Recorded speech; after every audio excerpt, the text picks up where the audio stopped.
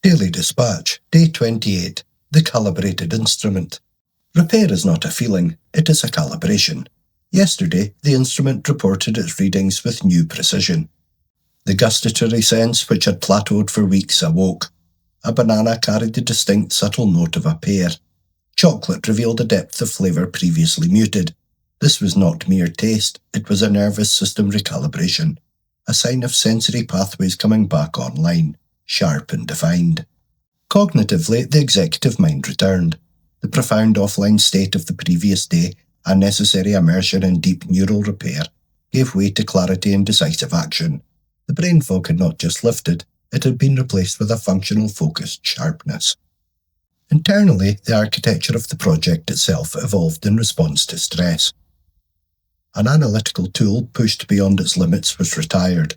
A new, more stable specialist was instantiated to handle the quantitative load. This was not a failure of the system, but proof of its resilience. A self-correcting adaptive intelligence ensuring its own continuity.